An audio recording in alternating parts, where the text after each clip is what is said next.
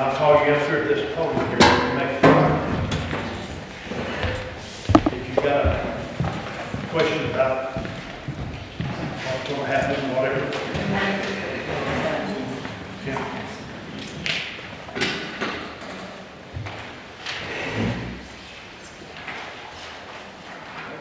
Tina?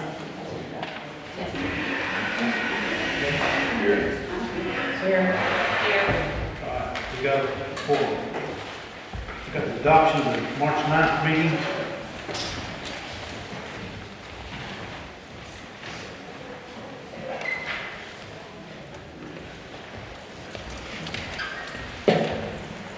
I'll make a motion to thank the adoption of the March 9th meeting. I second it.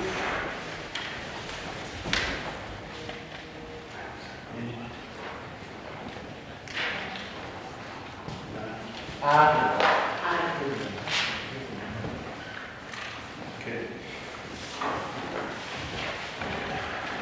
Regarding the acceptance of the February 9th meeting, tonight, I have any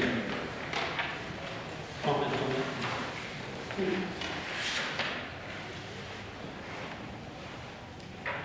Somebody make a motion? Yep. Aye. Did you make a motion, Linda? I didn't, I think Dan did. Dominic I made a didn't, motion. but I will. And with regard to me, I would move to adopt the minutes of the last. Deborah said to speak up. Who seconds?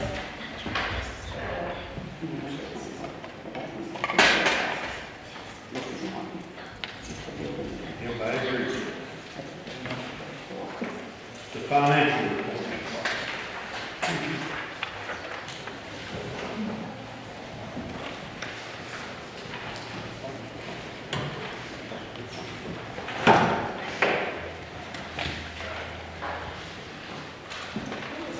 Deborah, on the financial report on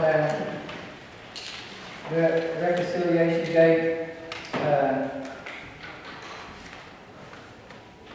is most of that for February and part of it for January. The reconciliation detail, Uh-huh. the checks are all written there by date, some in January and then the rest of February. Most of it is in February, right? Yes, So whoever got a check in February, it was split between January and February. whichever you Who was, that James? James Metzer, that was with getting the tractor repaired. Okay, He did the tractor repair and the fan belt broke, so he had to go back and have the fan belt replaced.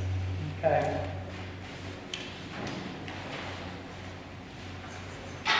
I'll make a motion we accept the financial report for February. I second it. Aye. Okay, council remarks. Any?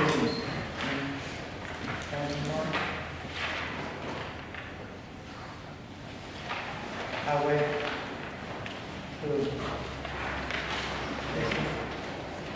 I don't think that, somebody has approached me about repainting the speed bumps in town.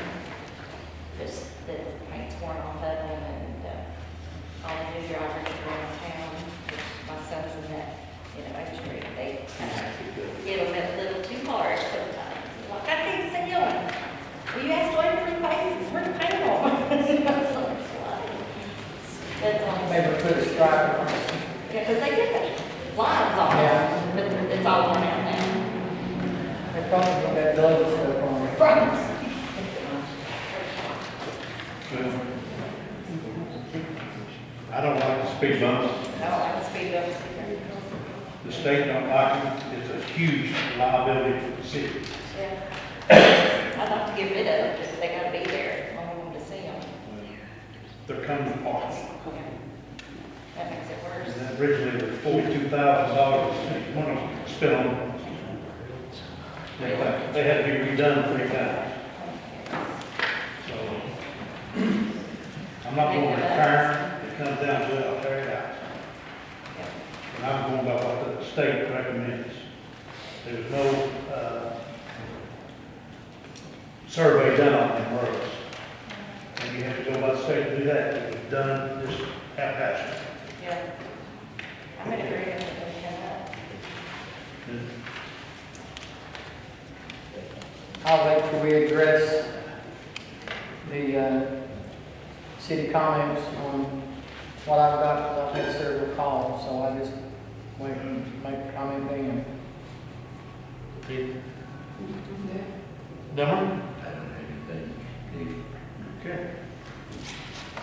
The old business, the update on the lawsuit, we're right there, we're still waiting on the lawyers to figure it out. They still want me to sign off that the present, or the past mayor is not responsible for anything that happened in this city, and I don't feel like I should sign off that he's not responsible. Because the auditors have already showed stuff that ain't right. So, when we get the lawsuit settled, then the state can step into what they want to do. And there's things that were done wrong. And I'll let it say it that. Okay, the hardware building update. I had a guy, Helton Associates, come in and check the building. They done took samples and everything, and he came back that it had asbestos. Okay, and so far I've only spent $400 on that building, besides what Roger and Bob put on the front there to keep the front stabilized in. And 3 guys have looked at it. I haven't got their estimates yet. The one I talked to today, the concerns about the walls. He said his theory of that wall right there will be the last thing that will fall. He said he's dealt with a lot of walls like that, and he said to take that wall down with the track hole ain't gonna be no easy thing, because of the way they were put up in the years.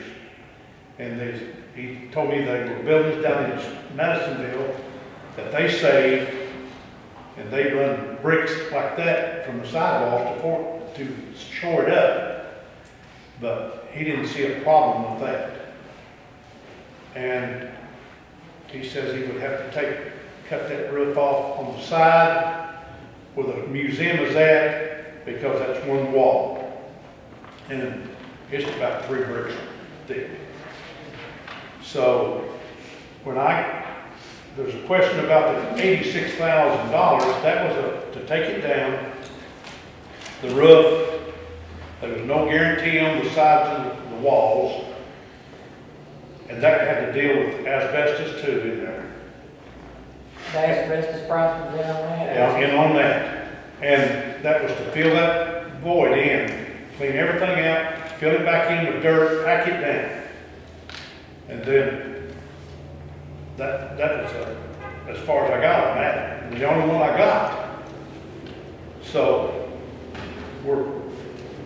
the good old boys, I'm sure if I put it out there, we could do it, get some guys to volunteer, I think. May not, but it's city property. And I would say, if you live in a civil society, somebody gets hurt, and the insurance, they're going at us the correct way, and I've got to go by what the insurance company is saying, in case somebody gets hurt, whatever. So that's where I'm at on the hardware building. And I'll put it this way, moving the museum into there. Also, the Historical Society. I think they work hand in hand and can work hand in hand. Moving out the museum right now, my plan is to rent that part because you're doubling the space over there. So, somebody might not like that, but we'll worry about that when we get the building. But some people have got concerns about the buildings, revenue coming in and everything and that. But I can tell you right now, we were left with a lot of stuff that was in need of real repair. When you sit here in this building and see the rain coming in through the cotton picking windows, and that's where I've been with all the stuff that's we're repairing. One thing right after another that needs to be done. So that's where I'm at on the hardware building.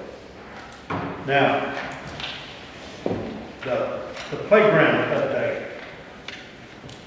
I had to take the swings out because the insurance company went up there and looked at that park, and they told me to get the swings out. They were bought at Walmart, I think, and they were already bowed, and where the swings started like that there's already more halfway in the tube. So we removed the swings. And the insurance company has some guidelines that they got that we ought to go by. And I had a call in in Loudoun County, the guy over parks and stuff down there. He had never got back to me. I guess you say government moves slow. But when you say slow, it's a lot of them have. You've got to make the right decisions and let's not jump out there and flop your wings and do this and do that, which is done before. Anyway,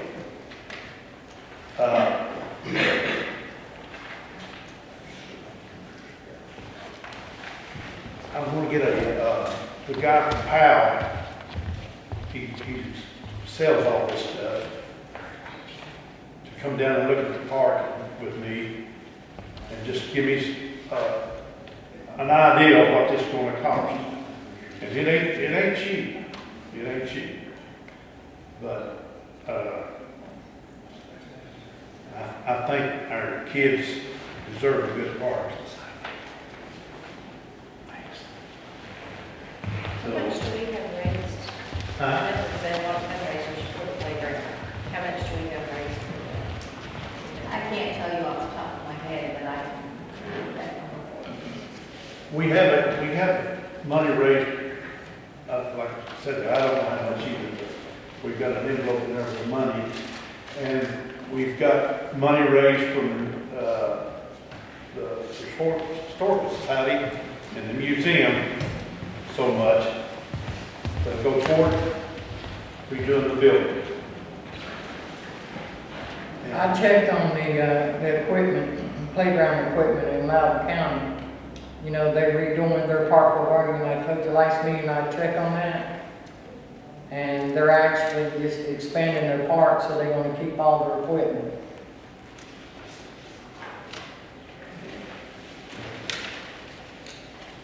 And then they'll be able to- It's amazing out there, what that little old park, sometimes you come through there and it's I there. drove around the block today and there's looked like about 10 or 12 people in there, the kids play. All the time, and you got to use that much. So it gets used. So So when I get some more, I'm sorry. when I get some people, get some estimate on this, what's it gonna cost, hopefully these people, the grants,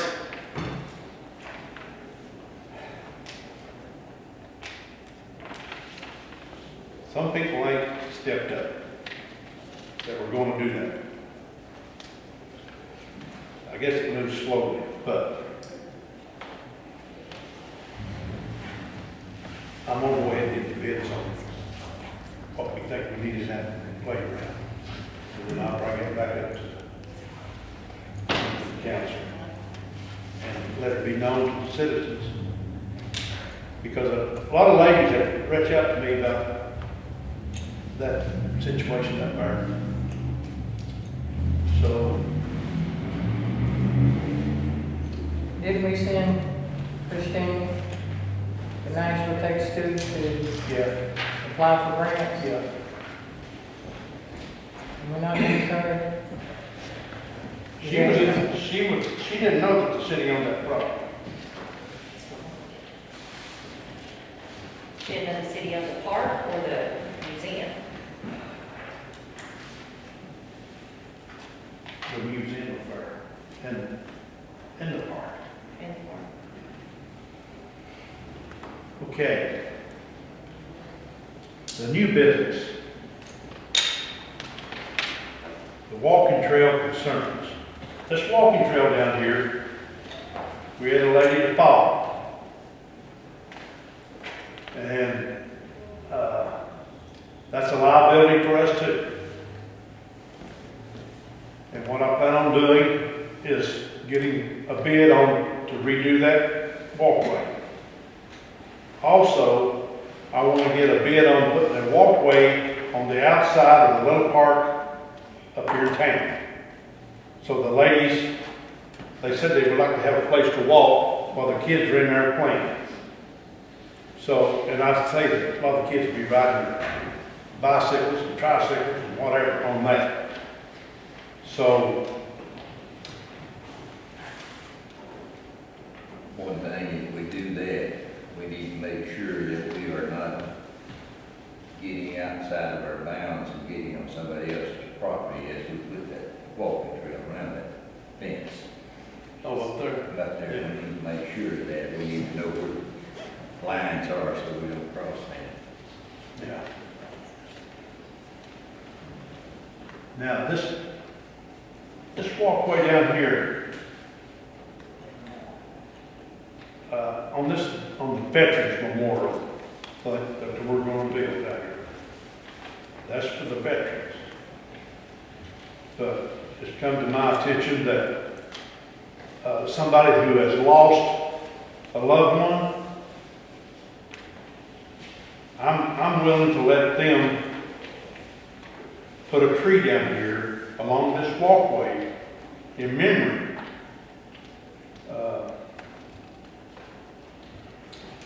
I think that would be a good idea. I mean, because there's people here that lost ones, and I think it'd give them a little bit of time to be by themselves or whatever.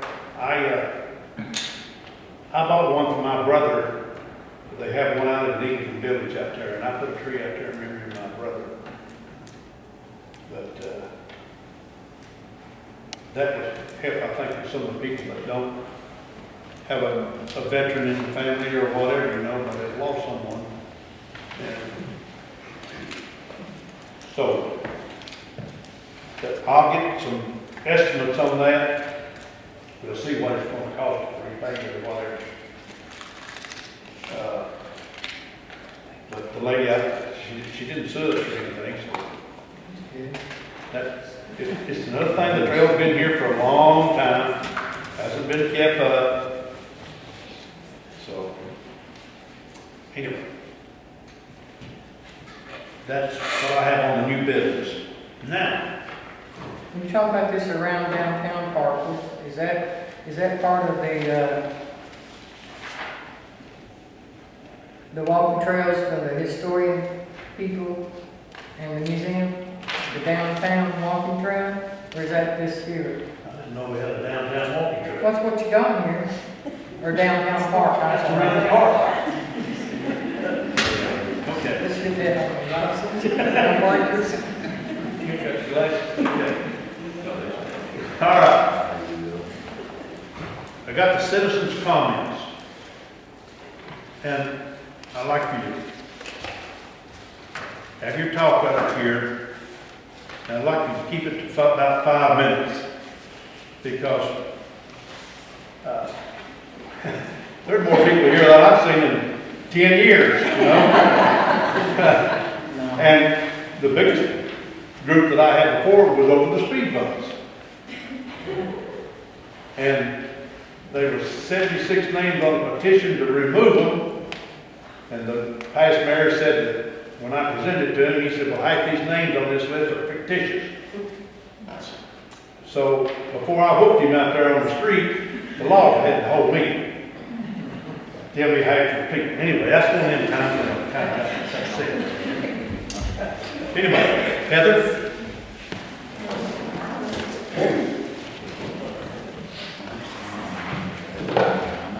You guys said. State your name, Heather, please. All right. For the record, my name is Heather Grollo.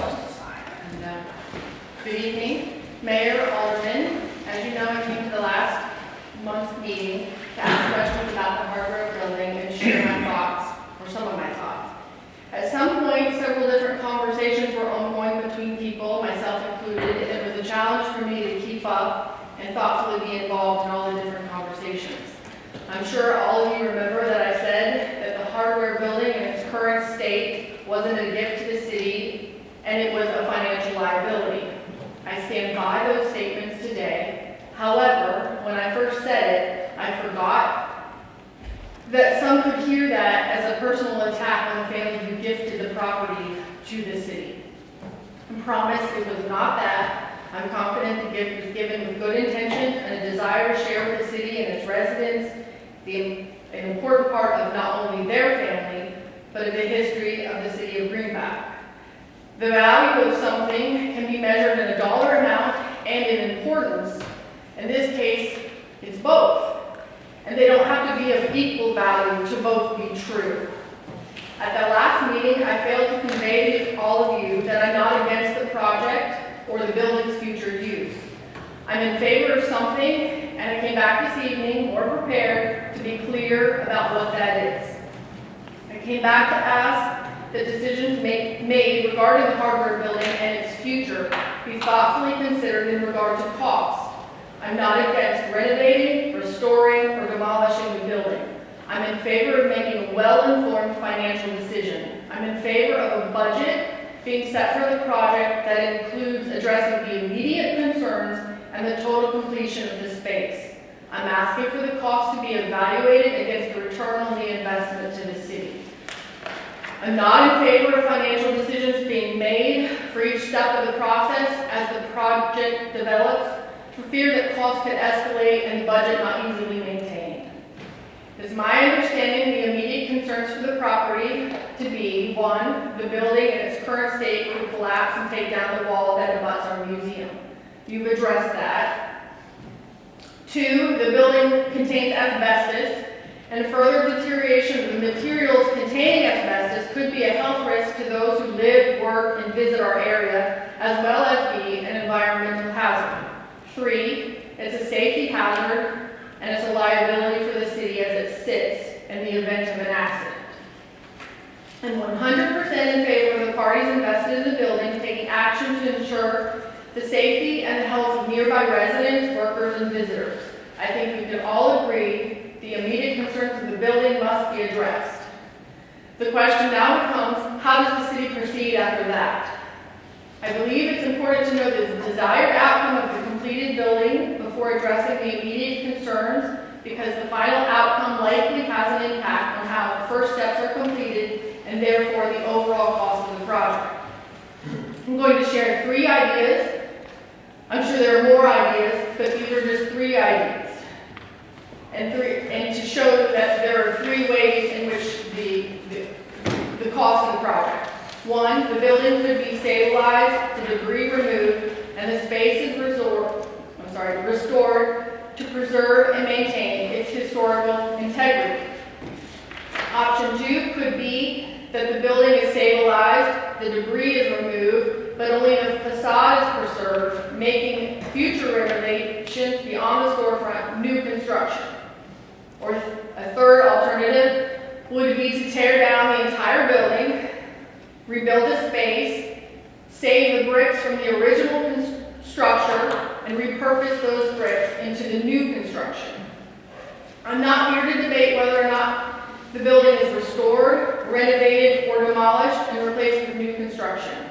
The outcome doesn't mean as much to me as the cost of the project being reasonable and affordable for our city and the return on the city's investment for the property.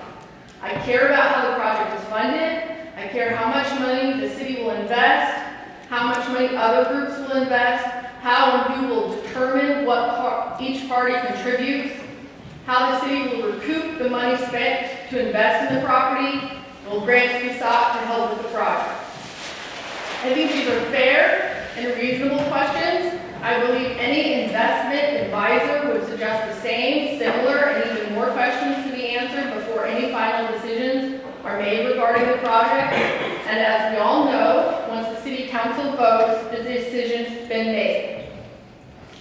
I think it's imperative for a thoughtful, well-researched plan and a budget to be developed, one that's executed over multiple years so that the funds aren't all at once or within a short period of time taken from the city's coffers. An extended timeline would have several benefits, most especially funding the project without putting a financial strain on the city. It would also allow for other projects to take place during this time that are of great importance as well, such as renovating our city park. As we all know, it's in terrible condition too, and worse since the play equipment's been removed. I believe that people are interested in the future of our city. Look how many people came here this evening after reading the 2 posts that I made on Facebook asking for what would you like to see in our city and what do you think about the hardware building. I've read replies and been told that posts, comments, and polls on Facebook aren't true representations of what the people in Greenback want. I disagree. The ideas suggested and comments made are true for those citizens who shared them. I do agree that it's not a full representation of the city's citizens, and I believe that it's true that what you hear tonight isn't even a full representation of city residents. Based on the larger turnout this evening and the interest on Facebook when brought to people's attention, I think we can say that the future of the hardware building as well as the future of Greenback is of great concern.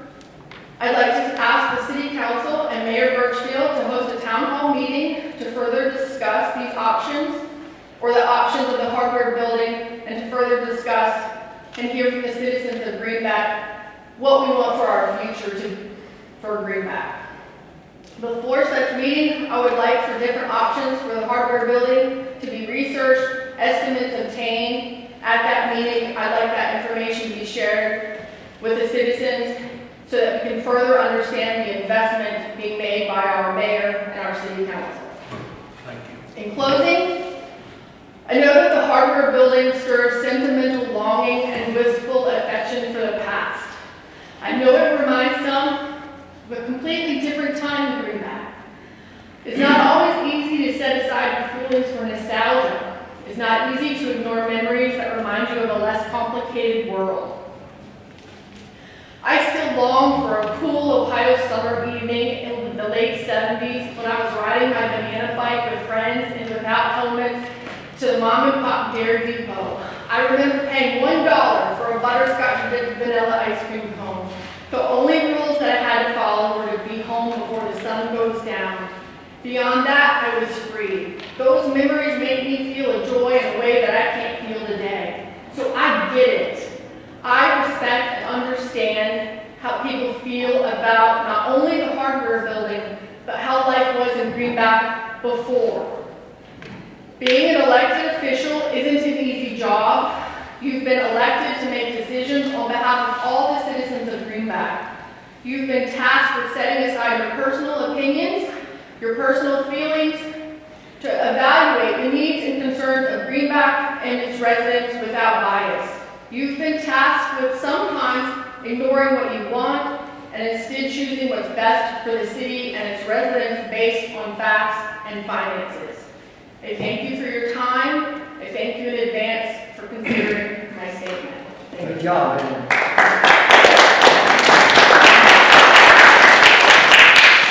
Janet? Hello, I'm Janet Knight. I own the Home Depot resale store across from the building. I've been there for 24 years and have been dreaming of what that building can be for more than 2 decades. So, I just want to express what my vision has always been for that place. The past administration was not business friendly, and I have a feeling that this administration is much more business friendly. I want a business in there. My wildest dreams would be something similar to Mass General Store, if you've ever been to that place. That's just what I see.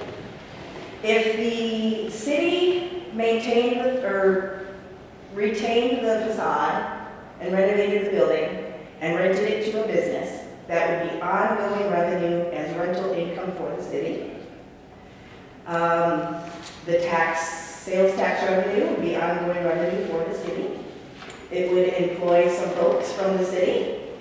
And in the immediate downtown area of Greenback, the 4 businesses that are female-owned, mine, Tammy, Chloe, and Courtney, if there was a draw there, we would all get a raise.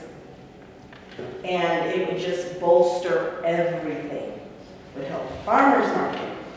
It would just revitalize. So, Mass General Store. That's it.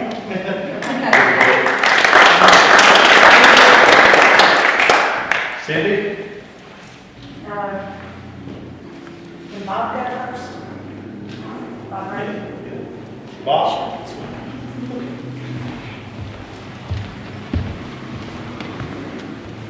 Hi, everyone. I've enjoyed the presentations, and I agree with both of you have said. I'm Bob Reagan.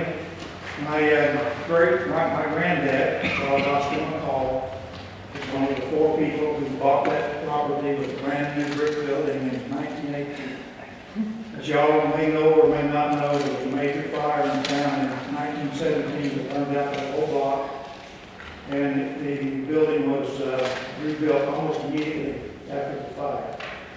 The building was that property actually came from the Allegheny Land Company that obtained the property from the railroad. That was sold to the International Order of Oddfellows. It seems like an interesting trade, but it was a lodge that bought the property in during the 1900s. They were burned out during the fire too. And then after the building was rebuilt in 1918, my granddad came over and bought the property. And along with Mr. West, there were actually 2 buildings in that hardware building. There was Lot 9 and Lot 10. Lot 9 was actually the McCall hardware, along with Mr. Kerr, the McCall hardware. The store next to that was, I escaped the name right now, but that building was a kind of a general groceries, other business for a while. And then that proprietor died, and I believe it was in the late 50s, early 60s. The wall between the businesses was taken out, and that was acquired by Charles Oscar also. Of course, Charles Oscar died in the mid-50s. That was taken over by his wife, Eileen.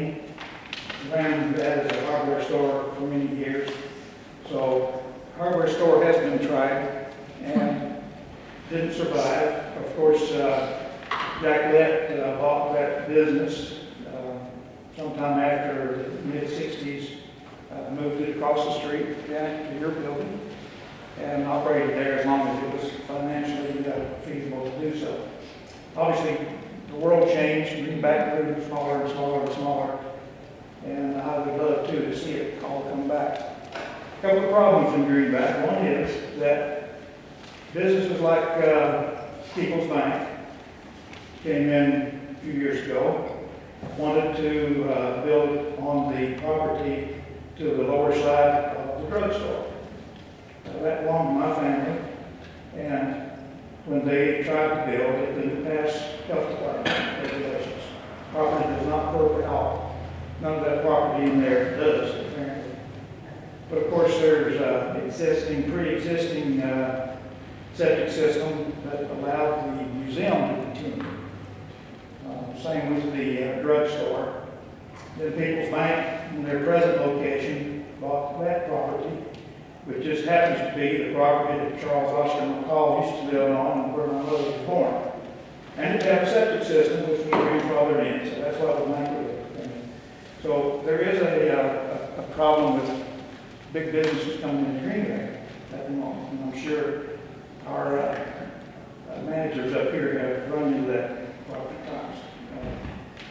So, obviously, my family donated it to the museum, but we had to go through City of Green Bay. And our purpose of donating it was so that it could be turned into an extension for the existing museum. I understand there may be a slight modification on that plan where the existing museum might be your real property. I have no problem with that. But I would really like to see that building preserved. It's got to be one of the most reserved storefronts that we have left in Green Bay. If it's torn down, then I don't think there'd be another building along the street there that would look like it did in 1980. Do you have any comments from me? Okay. Sorry. Thank you. Okay, Cindy. Hi, I'm Cindy Benefield, and I am on the boards of both the Greenback Historical Society and the museum. So, obviously, I'd like to see the museum, as with the people that are members of both organizations, we'd like to see the Reagan family's wishes fulfilled. We don't come to you with our hands out entirely, although that we hope that we'll have assistance from the city. Right now, grants haven't been available because of the lawsuit, and also there just hasn't been a lot of historic preservation money out there. I don't know in the current administration if that's going to be different or not. But this very week marks the 15th anniversary of the museum. And I don't know if many of you have been in there lately or had a chance to look around, but it's really a fine little museum. We've had several curators. In fact, Andy Simon, who is the head of the museum, the Heritage Museum in Townsend, was a recent visitor. He was extremely impressed. He, went on and on about what a wonderful community we had to draw on. That many museums collect things that come from places other than just the local area.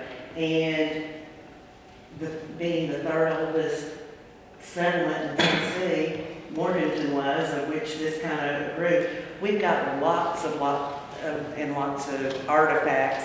What's in there right now really can't be seen to its best advantage because of the space constraints on the building.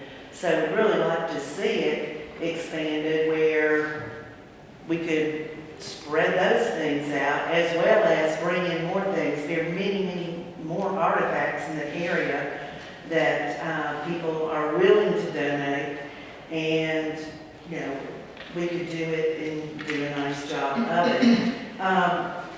When I moved here, I thought it was kind of funny that the Historic Society and the museum were two separate things, but it's worked out that they're real symbiotic because they've got a lot of the same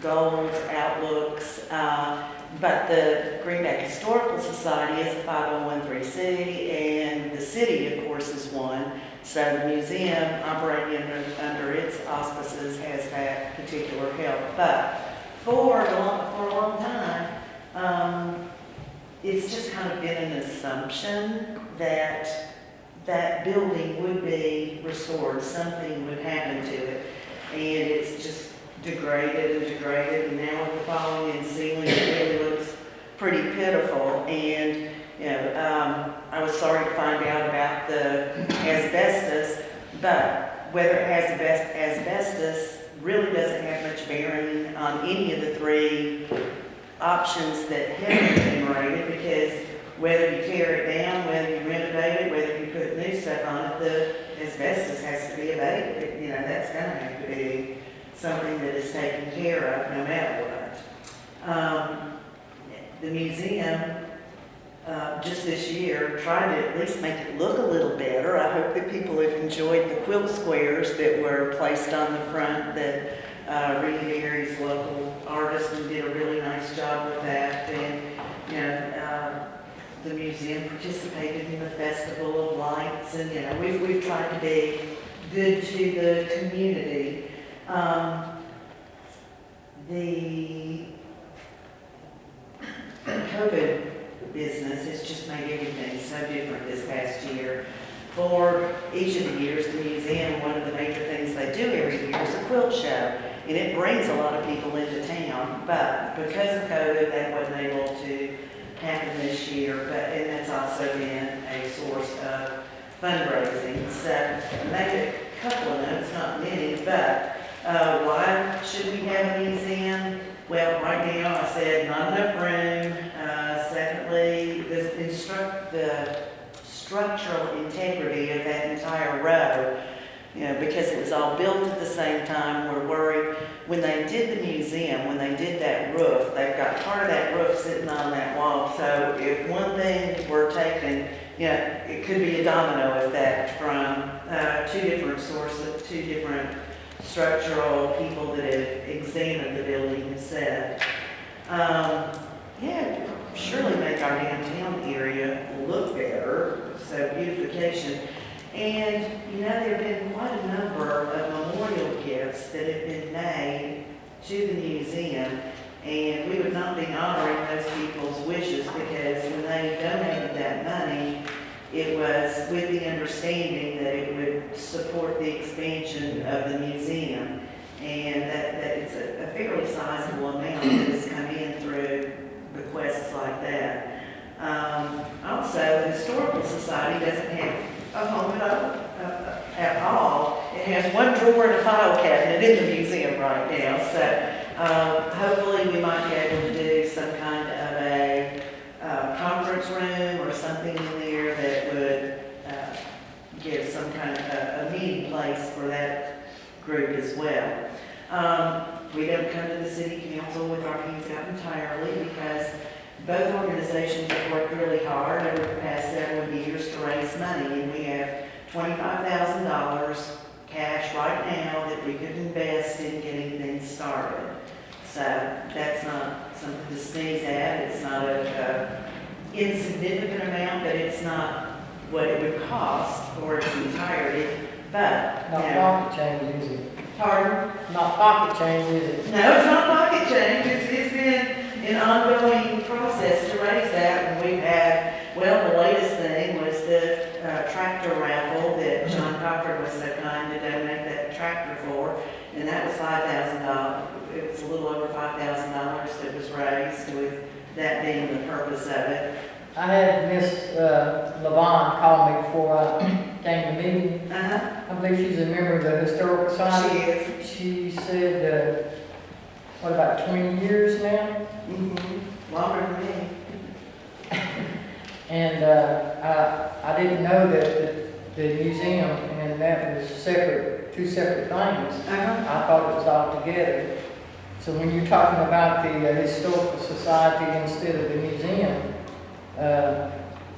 it's two different issues. But I learned some things from Levon that I did not know, and I was so glad that she called. And some of the things that the Historical Society has done for the little town of Greenback, for instance, the sign that's up there at the train depot. Right. I didn't know y'all done that. Right. And the quilt shows that y'all have to bring in money to do some of the little, and the ice cream competition that y'all have.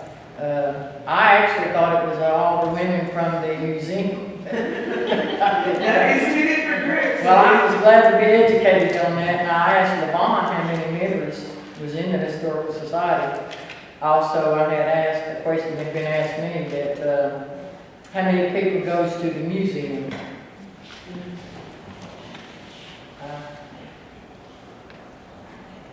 I guess I'm finished. She's on time. Oh, I'm on time. Well, that's okay. You can take my time because all those things are true. And I was unaware at first that, you know, the two were totally different, but they work so well together, and it's worked out well for them to, be separate entities. Something you just said reminded me of something I wanted to say now. Right a minute. I think that, we have like 80 members of the Historic Society right now, and is that right? 86, thank you, Anita. And then there are, how many on the museum doesn't list, 30? 30. So that's a pretty good cross-section of the community that is currently involved in it. So,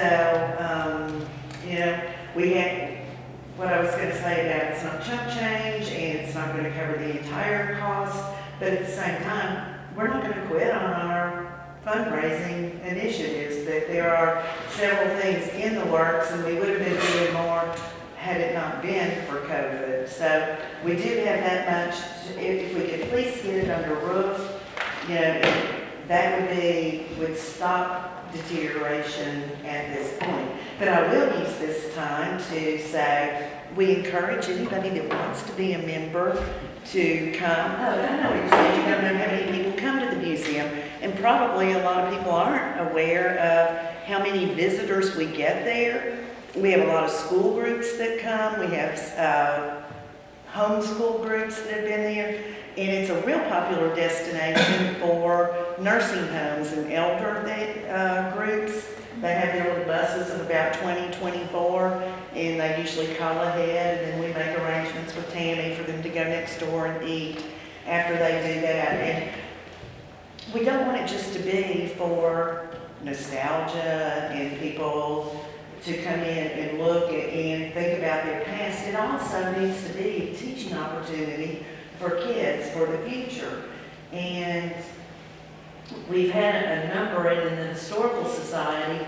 A couple of the ladies here have done a wonderful job of getting them interested in genealogy, and that's another thing we'd like to do in an expanded space, is have a genealogy area, because more and more people really are kind of getting on Ancestry.com. They would like to get back to their roots. They want to know this kind of thing, and we have a very small section, but a really good section of genealogical materials, and these women are wizards at searching things and can help people in that respect, and we'd like to be able to open that up for them to, do that. And another thing that could be cost savings, I don't know, Wayne, if people could sign off on a waiver if they wanted to do volunteer work that would exclude them from, suing the city if something happened while they were working on the building. But, I know we do have a lot of local talent, and several people have voiced the fact that they would be willing to put sweat equity into the building as well. So I just wanted to point those things out, and I think that's about all I've got. Anybody else to contribute to that?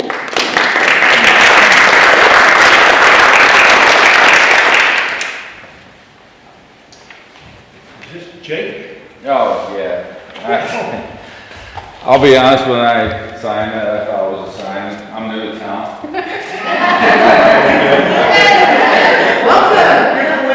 Wilmington. Yeah. So I've heard a lot about parks. I've heard a lot about, Can I get your name, please? Jake Tenn, T-E-N-N. Like Tennessee. Yeah. That's my real last name. I thought you were a doctor when you signed it. But I've heard a lot about parks. I'm a co-founder of the community foundation that restored parks, where I moved from to here. The Veteran Memorial you mentioned, we restored the Veteran Memorial also. You mentioned waivers for the Historical Society. We've dealt with that. We've dealt with fundraising, all kinds of stuff, and I'd love to help the community. We love that. You're not. I'm not. I know you guys hear people from the north come down here and trying to change anything. I'm not trying to change anything. I love it. So that's all I got to say. I appreciate it.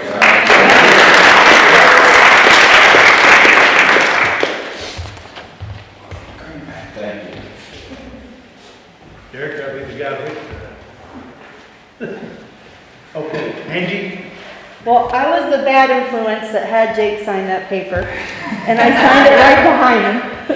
I didn't come prepared with a whole lot of anything to say, but since I'm here, it's my first time here. Angie Valpatic, if you didn't know me, I've been working on fundraising for the park, and we're going to come out with another fundraiser in the next month, and I think it's going to be a really, really good one.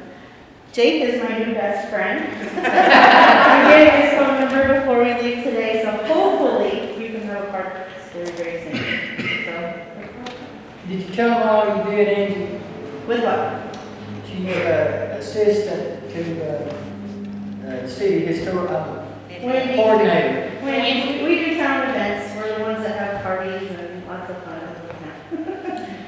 So, and fundraising is very, very hard in this community, I will tell you that. I gave away free chili. We gave it away. It was the biggest Halloween we've ever had in Greenback. It was huge. I don't know, 2 years ago. And that, you would think it brought in a ton of money. It brought in $400, which I would have loved to have more, but for my first fundraiser, I'll take it. So fundraising is super hard here, so $25,000 is a big number, and you should say that very proudly. It's a big number. So that's all I got.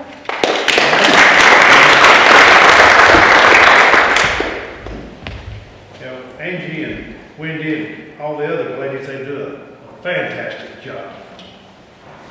Okay, Larry?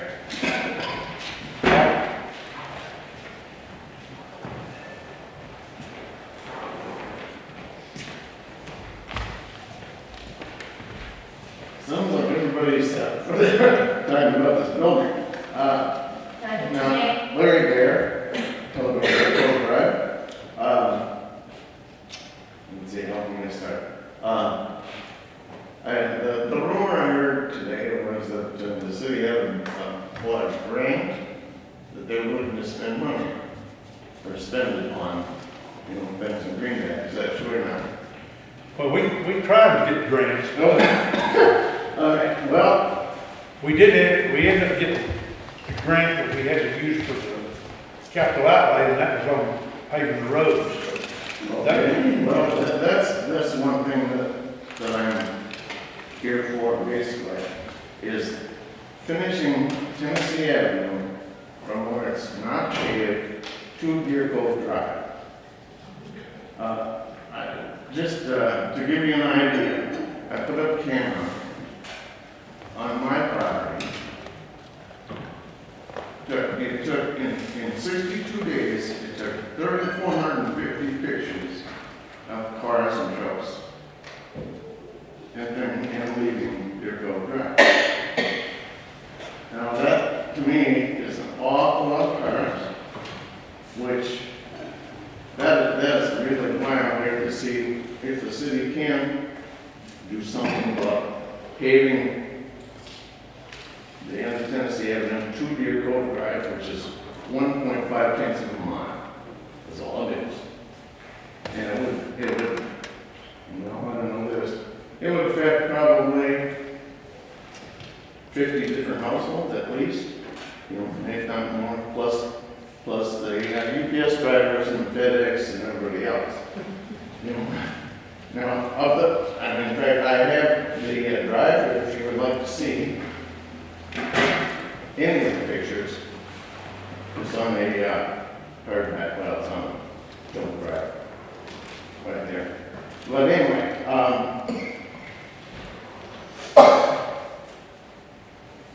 I don't know if this is the time or I want to be more prepared, but the first thing I heard was this afternoon about this meeting and about, you know, taking the city having a grant to do some construction or whatever with it. And that's why I would have been more prepared, but I didn't have it was about 2 hours to even put anything together.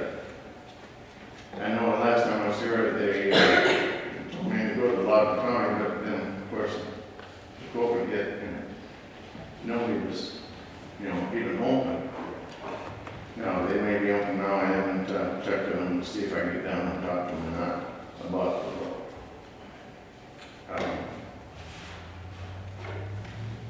I am in agreement with the speed bumps. I'll go with that, I guess.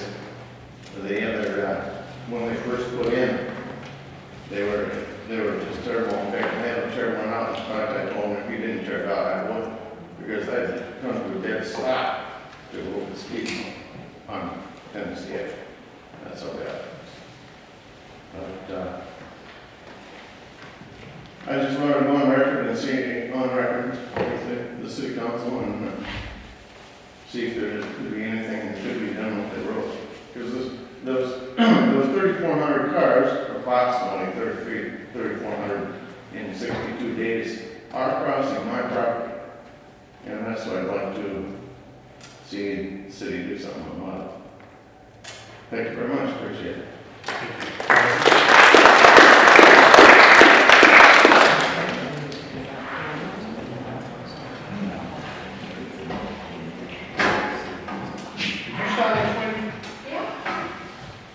You must be a nurse.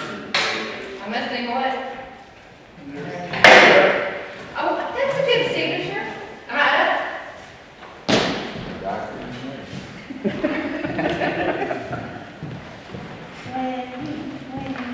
I'm Wendy Titzworth, the city events coordinator, and my name has nothing to do with Tennessee. It's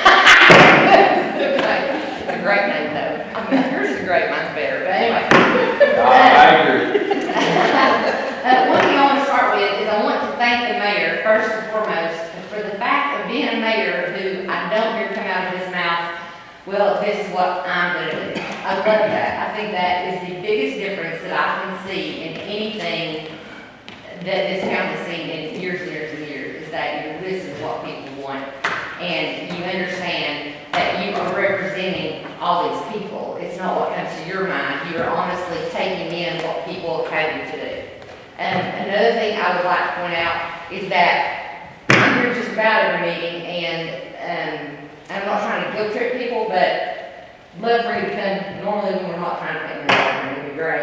I'd love for you to come and not want to see how we're going to spend money. Great. And I understand that the Historic Society and the Freedom Museum are a very integral part of our community, and I feel that as an integral part of that community that we need some representation at these meetings from at least one person, every time would be great. And you can give us reports, we can have reports on things like that. And the one thing that I have to say about the building and about the museum is the fact that right now, of course with COVID, I don't know what the museum's hours were before COVID hit, and what are their normal operating hours? Or days? Tuesday, Friday, Saturday. Tuesday, Friday, Saturday, okay. And those hours are? 10 to 2. 10 to 2, Tuesday, Friday, Saturday, okay, great. One thing that would be very important to me personally is that if the city is going to spend money to help the museum be set up in this new fabulous place, is that the museum contributes back to the community in the aspect of something like we have demonstrations there, or we have a history talk once a month. Do you know what I'm saying? And I know that you don't do that right now because there's no room to do it. You know what I mean? It's nice to have all of the things you have, but when the things are cluttering it up so much that you don't have room for people to come in there and actually have activities, then the stuff is overtaking the point of the place. You know what I mean? I don't want it to be in any sense a closet, and I know that you all don't either. You want it to be living history, and that's very, very important. Anything that we put in this town from this point forward, and any way that this city does, has to continue to bring life to this city. I don't care what it is. It doesn't matter to me if it's an animal shelter, if it's a doctor's office, if it's whatever. It has to bring life into this city. The one thing that, as the events coordinator, my whole goal ever for anything was just to bring life back to this city. It was just down and just a ghost town. You know what I mean? No reason to stop through. Janet, if the museum had events, then those events would draw people to your business, to Chloe's business, to Tammy's business, to other businesses that are coming in here. So I don't know that it necessarily has to be a business. It just has to be vital and alive and thriving. And that is what needs to be in that building. No matter what it is, it needs to thrive. And I do think that with the building being given in the name of the museum, that the museum does hold a certain obligation to contribute to that building going and being what it needs to be. I don't think it's like, we got a building now, it's the city's responsibility to give us a museum that we can really like, you know what I mean? So in my opinion, what I think would be best is if the city agreed to get, as much as it could done to get to the point where the building is feasible to be used, then the museum would match what the city would give, let's say. Do you know what I'm saying? I don't think the city gives $200,000 and the museum gives it $25,000. I don't think that's fair to the city. I don't think that's fair to the citizens. I think the museum, I think it should be a marriage of the city and the museum. I think there should be some obligation on the side of the city and obligation on the side of the museum. If there needs to be something that, as far as fundraisers go, you know, Angie is great when it comes up to stuff, and she just loves to do that every day. No, I'm just kidding. I'm not volunteering you. I'm volunteering him because he's new. Nobody.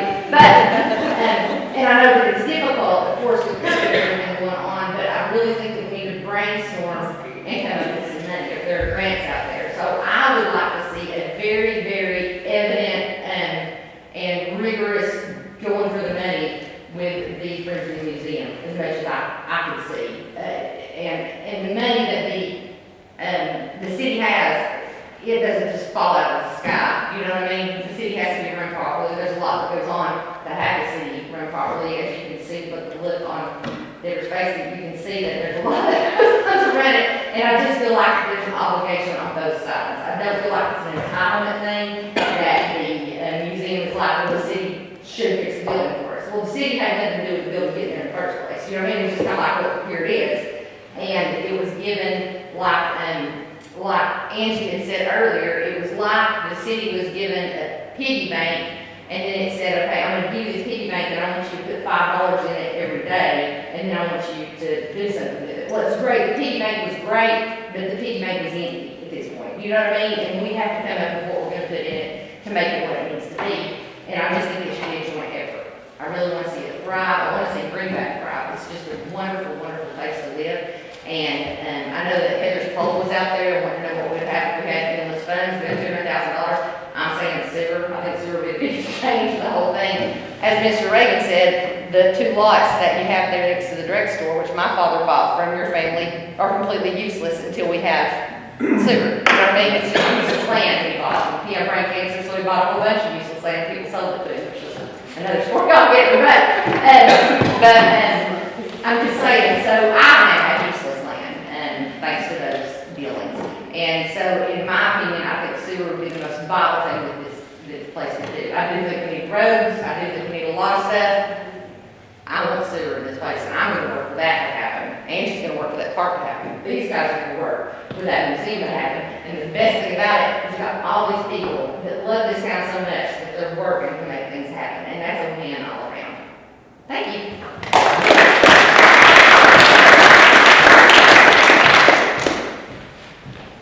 I want to thank everybody that came out, and this is one thing that I wanted to see happen. Was try to get this stuff communicated to the people in this city. And you're all welcome anytime. We will listen. It makes me feel good that y'all showed up because trying to sit in there in that room right in there, my big office, trying to figure out what to do. And I'm not on the list, but I need to make a point of clarification if possible that some people might not know. The museum raises money to operate itself. We have our own funds. People might not know that. We get donations and such. And that helps keep the museum running. We don't depend solely on the city for our funds. Thank you. Thank you. Well, the ones that spoke right here, the ones that's still sitting there and didn't speak, we're here and we welcome. It gives us an idea of what the town needs, and it's not left up just to us to make the decisions. And I promise you, we'll take it all into consideration. It's not going to happen overnight. I didn't even think about asbestos in that building, it over my lap, so here we are. We'll just take it one step at a time, and the museum the building up there, the old hardware, if I can get it down and get a roof on it, to get it in the dry, then that's a huge, huge step. So, like I said again, I appreciate all of it. And I'd like to come back. The door's open, you know, and I appreciate it. I really do.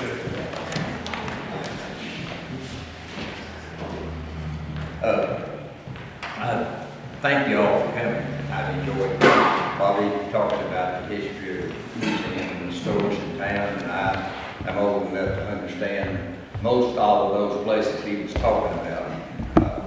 Maybe not quite back to the mortgage and stuff that you're talking about. My brain doesn't always wake up at the same time every day. You understand what I'm saying? So what I would like to ask the people who spoke and the people who had some kind of idea, if you would put it in some kind of an outline, turn it into Deborah, and then when my brain don't work in the right place, I'll still be able to go back and look and find out what you did or what you was asking for. And I think that would make it easier for us as a city council and as mayor to keep in mind what people are interested in and be able to compare that to what the city really needs to do or what the city can afford to do. Or there's always something that changes before you get to what you want to do. I know with the Veterans Memorial, it's probably changed 3 or 4 or 5 times on me since we started working. So it would help us to be able to keep in mind what you have in mind. If you can get it some way or another, or it's on paper, we'll go back and pull it up and say, okay, this is what they're talking about, what they're doing. If you can do that for me, and I think it will help the city council be able to keep up with what you want and what would be best. You know, always a record that you can look at or see and go back and compare it to. That's the best thing you can get to keep up with what you need to do and keep straight. If you put it on the internet or on media or whatever, and somebody comes along and punches it off, then you took it out of my mind too. So I would appreciate it if you could get it in, you know, this, they don't have to be just an outline type thing, something that we can keep in mind what you have shared with us. And thank you for sharing this, because this is a job that most of the time, we don't hear any kind of data voice. It's always this one wrong or that one wrong, and that goes with being an elected official. Or any kind of election, or any kind of officer in the club, or any kind of thing. You never hear the good stuff, you hear what's wrong. So help us to keep it from getting wrong. Help us to keep our points going. So if you put together just an outline and get it together, she'll make a copy or she'll do something to keep up with it for us, and we can get along a lot better.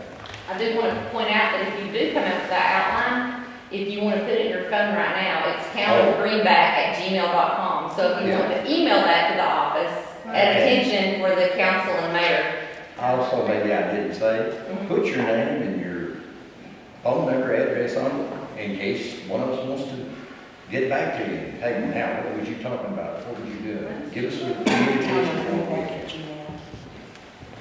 I think once all the figures comes in, Dwayne gets his estimates on everything, we'll have a big bearing on what goes on that building anyway. I think within reason, amount of money to be spent on it.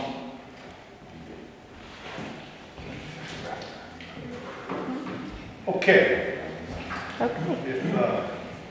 If you'll do that, Terry, we're free to listen to you. I'm really excited about this group here. It surely makes me feel good to know that people are going to take part in it. Instead of, like I said, me sitting in there trying to figure all this out, and trying to keep all this in my head going. It's a chore. Deborah does a doggone good job of keeping me in line. And my wife Cindy, she puts up with me, corrects me sometimes, lets me know what's on Facebook, because I don't always get there. But anyway, we're here as a group, we'll work it out, and I do appreciate you. I make a motion to adjourn. That it? Thanks.